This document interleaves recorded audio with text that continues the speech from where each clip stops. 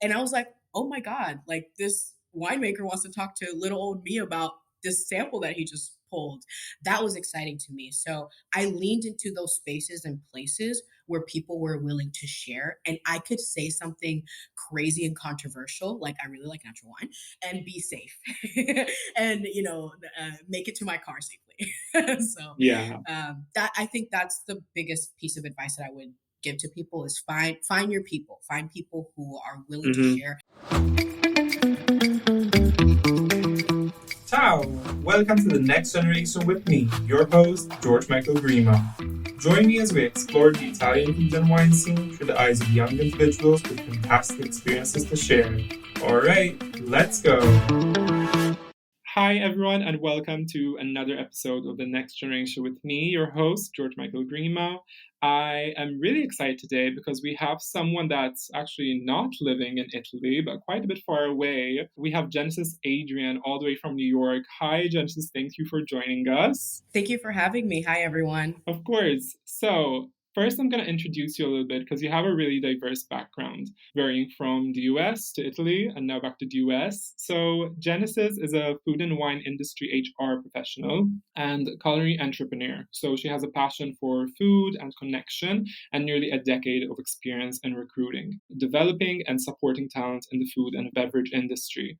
Alongside her career, she also co founded Golden Brown Delicious, which is a culinary platform centered on food, wine, and culture. And what's important for Genesis is that at the core of everything she does, she's committed to fostering kind of a culture of diversity where different voices can thrive. So, thank you, Genesis, for being on. And can you just give us more of an in depth look into who you are as a person, into your experience in the food and beverage industry? Yeah, just to kind of like ease everyone into the episode. Yeah, absolutely. First of all, that was a brilliant intro. I'm gonna have you intro me everywhere I go. But thank you so much. As you said, my name is Genesis Adrian. I am a Dominican American bopping all over the world. I've just moved back a couple months ago from living in Bologna, having an amazing experience there. So, as mentioned, I've had various HR roles in the food and wine industry. I'm a Florida girly originally, but as soon as I got my degree, I moved to New York and kind of fell into the industry and fell in love with it. So I've really grown up there. I did take a pause last year because I wanted to kind of, stretch my muscles as an HR professional in an international setting. Found this amazing, program through the Bologna Business School, had the opportunity to do that. And now I'm ready to take all my learnings and kind of take on the Big Apple. So I moved back to New York. And as you mentioned, I've been doing GBD, as we like to call it, with my best friend who's a chef and her sister who is a hospitality industry professional. We've had that since COVID, so it was kind of a fever dream that came out of COVID Mm-hmm. when we were living in Napa. So Priya was getting her degree from the Culinary Institute of America, and I was pulling my hair out working at the wine industry during COVID. So we were like, why don't we do something fun and also give back to this amazing community that's kind of raised us? One of the things I really enjoyed about living in Napa in California is that it was really community based, right? Before I got into wine, I didn't realize how agricultural it was, which I know sounds insane, but and they have a really strong community. Every winery helps each other out, even through their fire season. So, anyways, we really wanted to kind of share back all these learnings and find a safe space for women of color as well to kind of share in the industry. Yeah, so that's a little bit about me, a little bit of entrepreneur, a little bit of HR professional, a little bit of everything. Amazing. Like I said before, and I called it, it's a really diverse background, going from all over. So, you mentioned just a couple of places which are kind of like hard hitters as well in terms of like food and especially wine industry. So Florida, then like Napa as well in California, and then New York as well, and obviously Italy. So I just want to touch upon before we properly go into the questions. So how was it?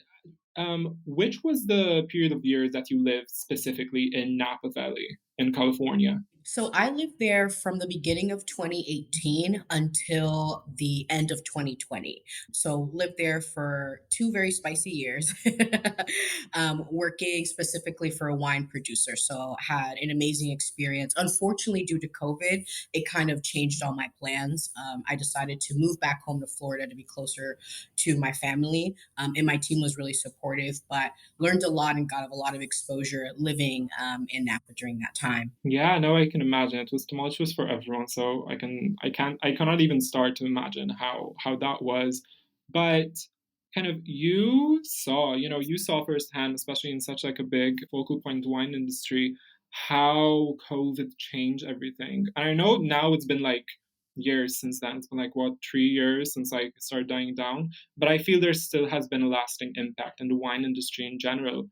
What were the first kind of like impacts, like signs that you saw working in the industry, how it was impacted by COVID directly? Yeah, absolutely. And to your point, like we're still feeling the ripples of COVID. Like Mhm. even as an HR professional, the way people approach labor has completely changed. And I will Mm, say, working in hospitality, especially in the wine industry, we're one of the industries that we're not able to work remote, right? So I was the HR business partner supporting vineyards, winemaking, and bottling. So the three mm, functions that especially you couldn't go home for. And so my vineyard workers, we going into COVID, right, into March, going into the harvesting season, it was really tricky because one, we had a really terrible fire season in Napa. So, mm, the natural fires really affecting the quality of the grapes. If memory recalls, we had to do a little bit of an early harvest, but also there was just this anxiety of like, okay, well, there's this epidemic. We really don't know how to navigate it. How are we going to support our people while also meet the expectations? We have to go out into the field. We have to harvest the grapes. We have to bottle. My organization at that time also did something that was kind of new for that industry where they broke off from their distributor in the US. okay. So we were doing all the distribution for our wineries. And there was a lot, right? Ports were closing. We weren't able to export wine. It was Mm, just kind of very scary. But I remember as an HR professional being like, okay, I need to be able to make sure that my people are safe, that they have the tools and resources, especially my operators, right? My vineyard managers, my winemakers, mm, my supply chain operators for this, bottling center. And I had a really lovely team of like, how are we going to continue to encourage them to get the job done, but also make sure that we're doing it in a really safe way. So I described it as like flying a plane without knowing where to land. We were getting constant updates. And at the 100%. first, yeah, the first 7 months of COVID, I was in like delusion. I was like, 2 weeks from now, we'll be back in the office. And 2 weeks never came. But Yeah, but you kind of, especially during that time, you kind of like had to keep that positive mindset, yeah, even albeit a bit delusional. But yeah, you have to stay in that mindset where like, okay, things are going to get better because you're also like, as an HR like business partner, you're also the person that they're looking to be optimistic, to be kind of like hopeful for what's to come next. Not a person that's going to be like, oh damn, like we're in deep in this. Like I don't know how we're going to come out of this. Like you can't be defeatist about it. So on that note, taking it even further back, I just want to go into how you first got into the HR industry. So was it something that you like really like studied for or had always like in your mind that you wanted to do or something that you just fell into? Like what was it like starting first in the HR industry? I really didn't know where I was gonna go. Through college, I probably changed my majors like 100 times, and then I was like, you know what, I'm just gonna do HR. That feels safe. Mhm. And when I graduated, the only thing I knew is I didn't want to start in Florida. I wanted to try something different and go to New York. And I remember applying for jobs and finding this random position open for Baldor Specialty Foods, which actually happens to be one of the largest importers of fresh produce and specialty foods in the Northeast. So you literally cannot eat at a restaurant, a hotel, anything that sells food. They most likely have an account with Baldor. So they are one of the largest, distributors for specialty items and produce, especially in the New York area. This is where they started. And so I started doing payroll for them, which, God bless them. I was not good at that, but they gave me they gave me my start there. And from there I kind of grew into HR. But working at Baldor, you have people who are ex chefs or ex food and wine directors, and are now working for this importer. So I got exposed to some really cool people with some really interesting backgrounds, and that's kind of how I fell in love with the food and wine industry.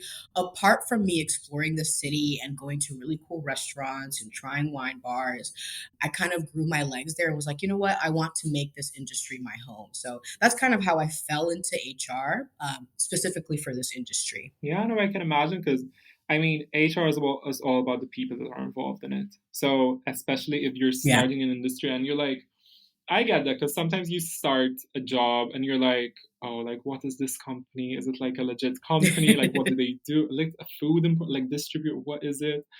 But then you actually get into it and you realize that there's some pretty unique characters there. And, people that maybe like got tired of the really like, busy, like on the floor type of lifestyle as chefs or as like sommeliers or stuff like Mhm. that. But then they're getting their expertise into the industry in another way, which I feel is really interesting.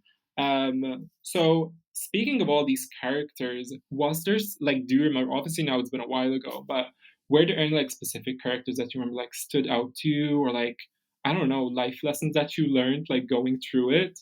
Yeah, I think for me, maybe not one specific person, but kind of the spirit of Mm-hmm. Baldor, is always be curious, and always be looking for what you can learn and what you can speak to your audience. I think one of the really intelligent things that Baldor did kind of coincidentally was hiring those ex chefs because they were going to be selling their produce and Mm. their inventory to chefs. So they speak that language, right? They know they're not their only vendor, that chefs are really spicy and they push back a lot.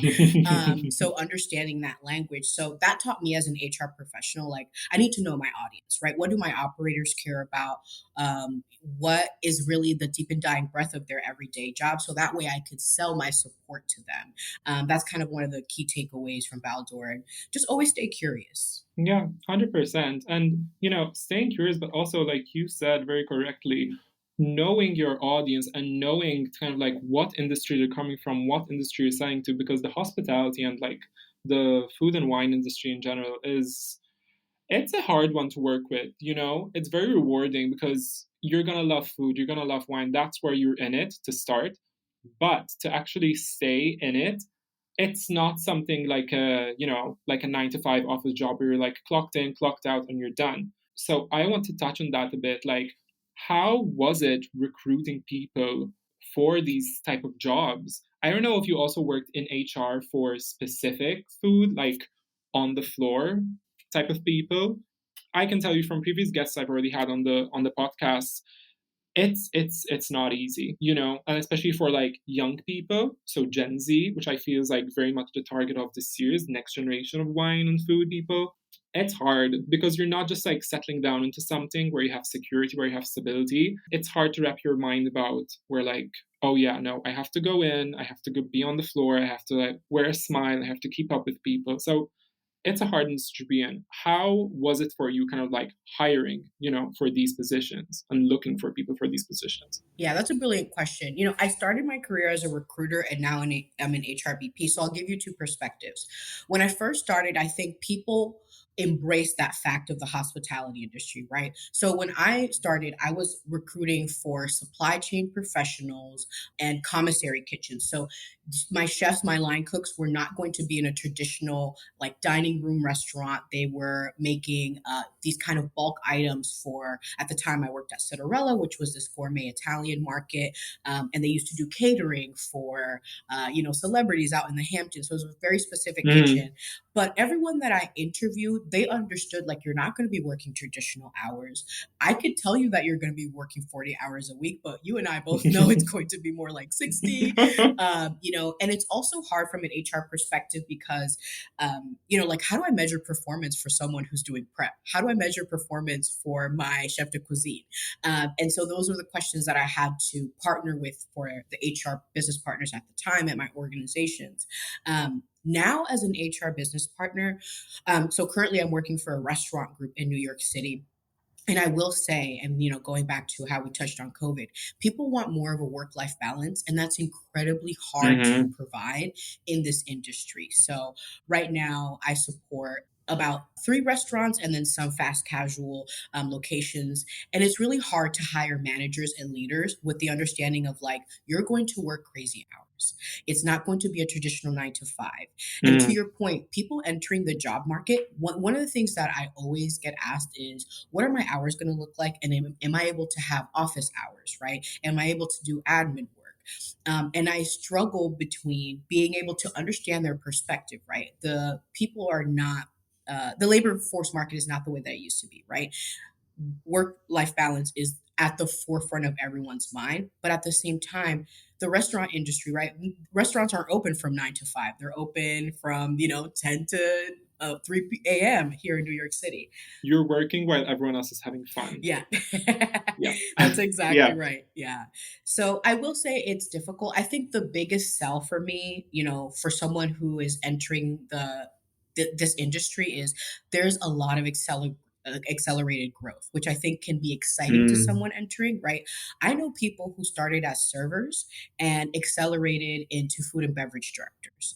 I know someone who used to be working at the UN in New York City. They Mm-hmm. took a break, started off as a server, and now are a food and beverage director at the Marriott Marquis.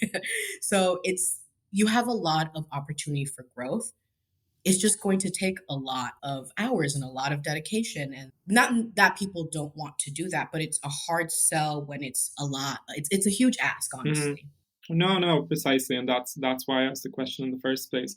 And I don't know. Obviously, you already said the thing about accelerated growth, just a way to sell it. But I don't know if you have in mind, especially from your experience, how to sell. Because this is something that I've always like been trying to crack down in each one of my episodes. Is like, how do you sell a position in food and wine and hospitality to someone who is Gen Z, to someone who is like legitimately considering this as a position coming out of school, not as something that you're starting in part time. Yeah.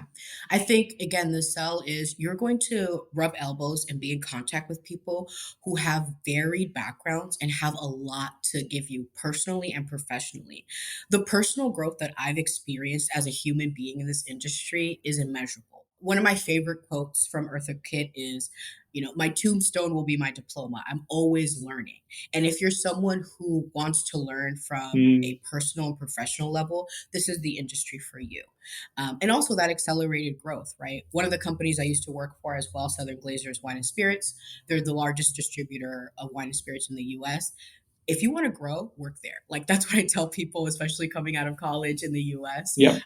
because they're willing to move you to a new state if you want to learn and be in a different department. But I think for younger folks entering the job market who specifically want to work in hospitality, I'm very transparent. Like, this is not a traditional job. You will be working crazy hours. You might even cry in the walk in next to some dairy. Like, that's the reality of In the this meat industry. locker, yeah. Yeah, exactly. But you will have such an enriching experience. And wherever your journey takes you next, you have this under your belt. So, that's how I sell it. I always lead with transparency and authenticity because the last thing I want to do is sell someone something that now doesn't fit into the puzzle of their life.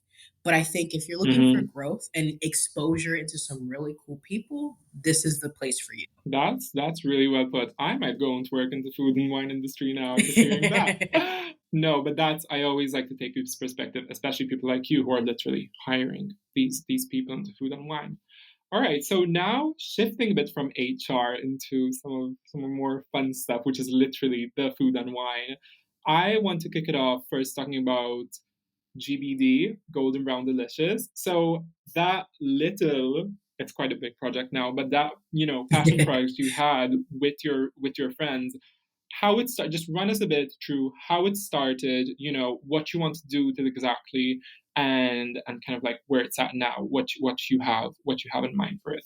Yeah, absolutely. So at the time, I was living in Napa, and my best friend Priya Singh, she was getting her culinary degree at CIA, and I was getting exposed to all these winemakers. I was about to get my W set as well, and at the time, I found wine incredibly intimidating.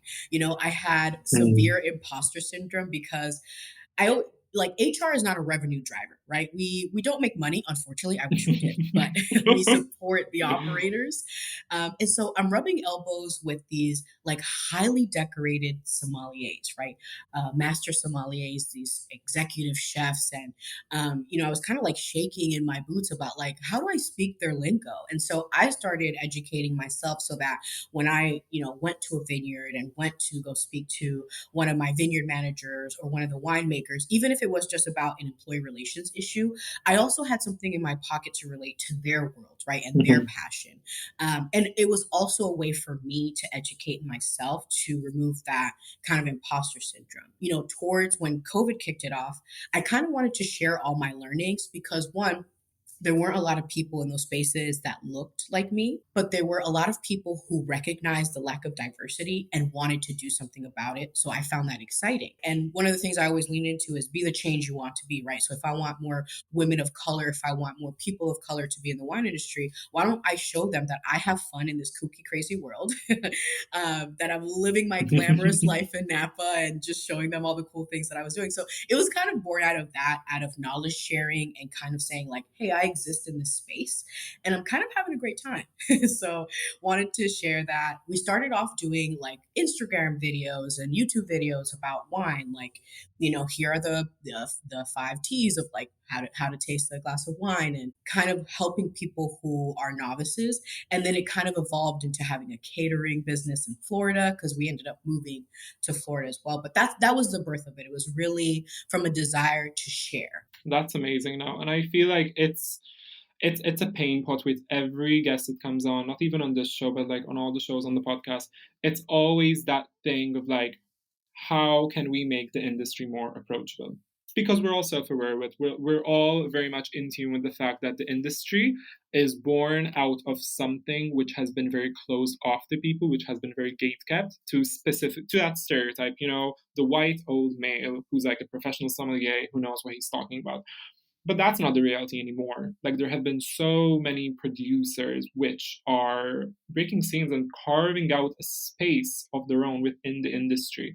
But not everyone's seeing that. So people who don't know anything about the wine industry, they're only gonna know about the stereotype, the main thing which shows. They're not gonna know that it's okay, it's an approachable industry that anyone can have fun in, anyone can try out. So I feel that's really important.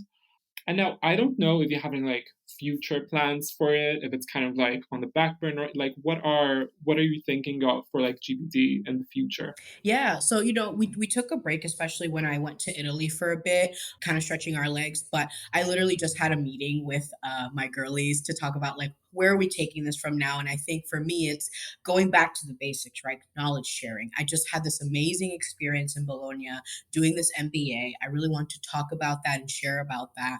That was something that was really impactful to me in my life and where I'm getting ready to do my career next.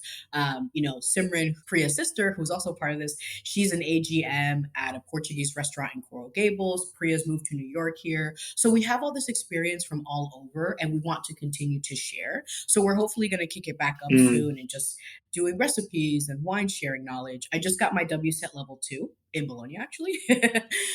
So I want to share a little bit about that too. Yeah, so that's where we are right now. that's really nice. Okay, so I have two topics I want to go into from this. First of all, just to take it back a bit, how was it for you specifically? Because you talked about making it more approachable for other people to get into wine industry, but kind of like, can you talk us a bit more through so we can be real about it? Like, how was it for you as kind of like a novice and only learning through seeing other people going into the industry as a person who's not the typical person that you will see, front facing at wineries or whatever? Yeah, I tried to seek out people who were excited to share. I think one of the stereotypes about wine is that it's very gate kept because people are very sensitive about the knowledge, right? It's kind of like fine dining where it's like there's almost a performance to it, I would say. That's how I felt Mm, about wine, right? Like you have to say the right thing. Don't say yeah, I'm going to say something very controversial right now. I love natural wines. yeah. Oh, no. Oop, oop, you're not, that's what I'm saying. You're not allowed to say that. And Yeah. so me, me having like, sometimes your palate is what your palate is, right? I Hmm. have a funky palate. That's what I like. But there were certain things that I felt like almost scared to say or have an opinion because I knew someone was going to correct me on it or, kind of make me feel small. So I sought out people and I was very blessed. At the time, I was working for Treasury, and there was a winemaker there, David Galzanato. David, if you're hearing this, I love you. Um, but he was a winemaker who he truly was so passionate about sharing. He was so passionate about sharing, like whenever I would go to his winery for an HR thing, he's like, "Hey, Genesis, we just pulled a sample from this barrel. Do you want to have a little taste? Do you want to talk about it?" And I was like, "Oh my God, like this winemaker wants to talk to little old me about this sample that he just pulled." That was exciting to me. So I leaned into those spaces and places where people were willing to share and I could say something crazy and controversial, like I really like natural wine and be safe and make it to my car safely.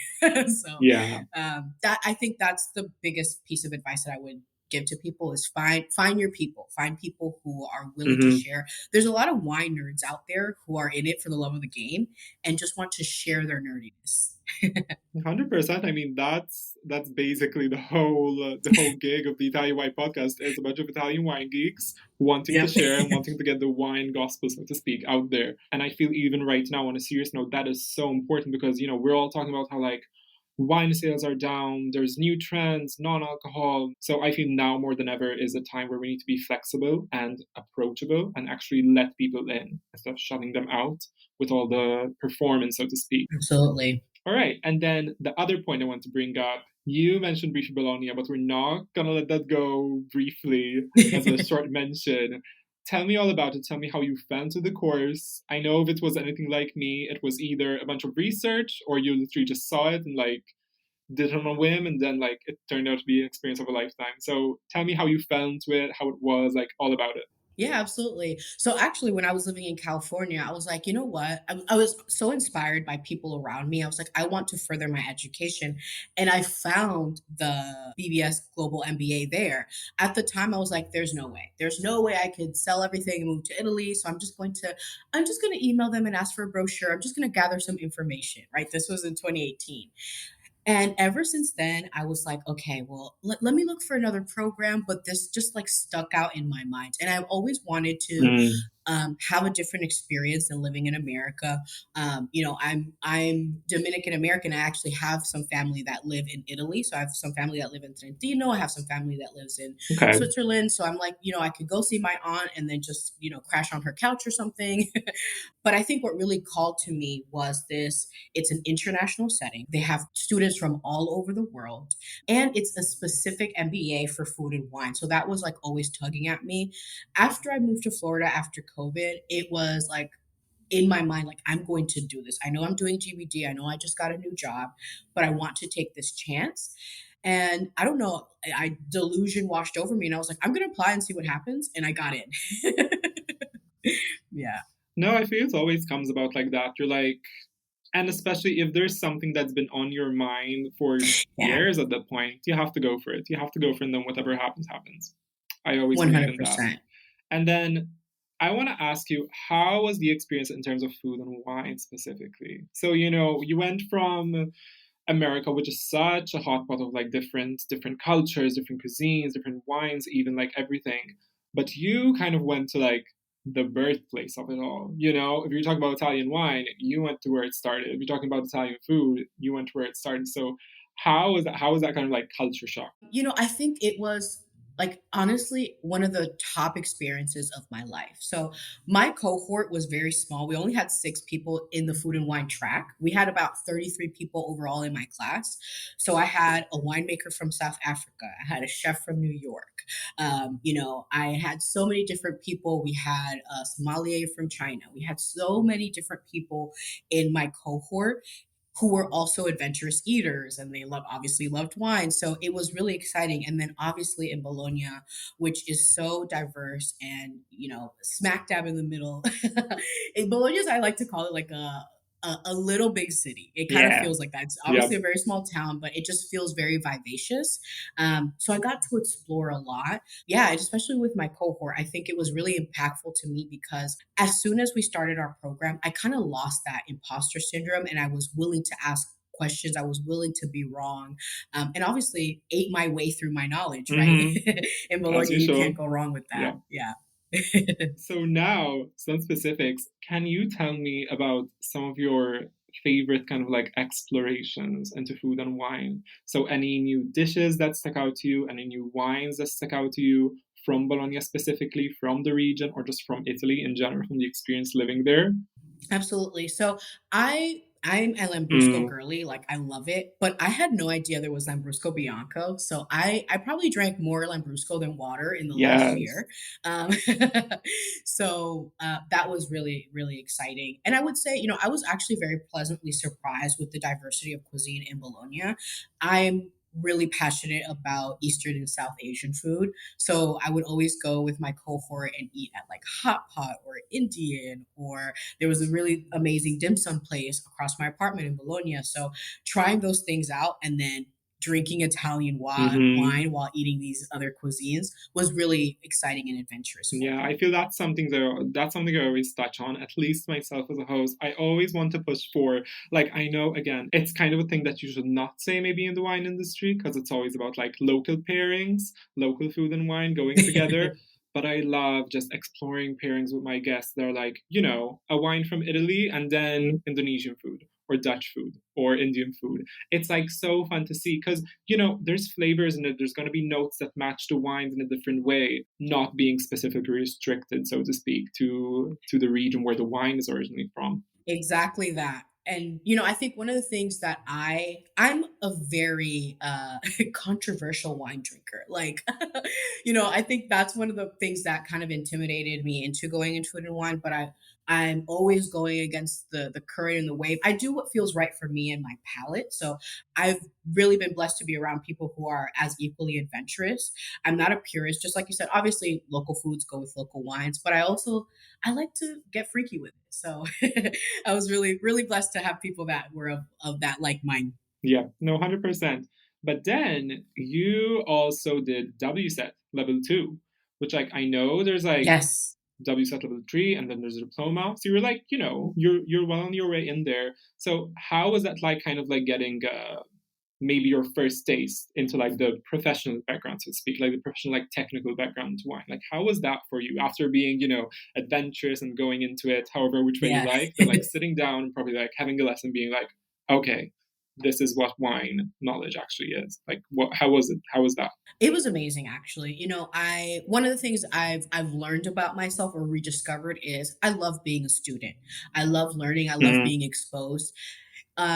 There is much to be said about Italian wine and wine in general. You could be baptized in the knowledge of it. And that's how I felt. I was like, so like, I think we did the Yep. course in like 3 days. It was really like a crash course. And then we took the exam. And every day I walked out of the class like, oh my God, like we're just scratching the surface of the iceberg. But it was a fun challenge for me, right? And even when I took the exam, I was like, oh my God, I don't know if I'm going to pass. This is a lot. But it Mm-hmm. was really exciting to me and kind of stretching myself in my knowledge and getting myself back to basics, right? Because one of the things that I think is exciting about food and wine, if you're nerdy about it, is there's so much to be learned, right? There's from not just food and wine pairings, but just the agricultural aspect of it. So it was really amazing. From a student perspective, from an academic perspective, I really enjoyed getting my W set too. Yeah, totally. And now, having all this knowledge, having these experiences, I'm gonna pose you a fun question. what are the main difference you will see in yourself as a person in food and wine, today, Genesis today, compared to when you first joined the wine industry as like a food, as like an HR professional in the wine industry? Like, what are like the main lessons you've learned? What are the main changes you've seen yourself, like in your palate? Like, what is that for Yeah. you? Oh, that's a great question. I think for me, the where I am now is I can respect the tradition while still being true to my crazy self. Before, Mm. I felt so intimidated and attached to what I felt was like a performance of things that I had to say and do and be. But through the exposure of connecting with more professionals, of seeing how people wanted to diversify the industry, being exposed from an academic level, I'm not afraid to ask questions. I'm not afraid to be wrong. I'm not afraid to try new things and learn. And I think that's the biggest difference. When I think about Genesis, when she started in 2015, being surrounded by these industry giants and feeling kind of shaking in my boots, to now I'm not afraid to ask questions and be wrong and be corrected and still feel like, yes, please pour me a glass of orange wine, that's what I'm choosing today. um, and kind of living and exploring my palate. So it's kind of that shedding of that imposter syndrome, not feeling restricted to that performance, and also leaning into the truth that there are some really exciting and progressive people in this industry who want to bring more people in. Yeah, I think that's the biggest difference to me. It's a philosophy of change. Yeah, 100%. It's a journey where you're not losing part of yourself, you're just gaining new things Yes. and adjusting yourself to the industry. Then letting the industry kind of like take over you and take over your personality. Now, as we're closing off in a bit, because we've been seeing for quite a while, I just want to ask you a fun question that I love to ask everyone. What is gonna be your go-to pairing? So first of all, maybe like some Italian food, some Italian wine, and then since we're looking at your heritage, we know you're a Dominican girly. Can you name drop some really nice Dominican foods, maybe your favorite, and then just choose one and how you would pair it with like a really nice like Italian wine? Yes, absolutely. I'll do a disclaimer. I'm still growing my Of feet course. in the pairing, but Yeah. for Dominican food, we're coming up on Thanksgiving in the US, and my mom makes an obscene amount of Dominican food. I'm really looking forward to pernil, which is roasted pork shoulder, and Ooh. I always love pairing it with a Barolo or Nebbiolo. Just some warming red wines with that pork shoulder. It's so funny. Everywhere else, I'm very adventurous, but with Dominican food, I'm a purist. I love the classics. Ooh, okay. I feel like wherever you're from, you kind of lean into that. With Italian food, obviously living in Bologna, I ate more bolognese and drank more lambrusco than I've ever had in my entire life, and that's my go-to. It is amazing to me. And Yeah. now that I'm back, I do find myself trying to find authentic Italian food in New York City, and I'm in the best city to do that. Mm. I'm on the search. But yeah, that would be where I land. You'll find something. Maybe it'll be tweaked a bit because Italian American food, that's a Yes. whole other industry on its own. It's a whole like Oh, 100%. beautiful rabbit hole to fall into. But yeah, I am sure you'll find something. Maybe it won't be the most authentic tagliatelle Yes. ragu, but I'm sure and hopeful for it. All right, so thanks so much, Genesis, for coming on the podcast. This has been a lovely conversation, and I think it's spanned very much so, like your career and like your experience from HR, from food. So I think it was a really rewarding conversation. So thanks again for coming on. No, thank you so much. Thank you for having me. I really enjoyed our conversation. Yeah. Amazing. All right, so that's a wrap for today. Thank you so much to everyone for tuning in. This was Next Generation with me, your host, and we'll see you for the next one. Ciao. Thanks for tuning in today for another episode of the Next Generation on the Italian Wine Podcast. See you for the next one. Chin chin.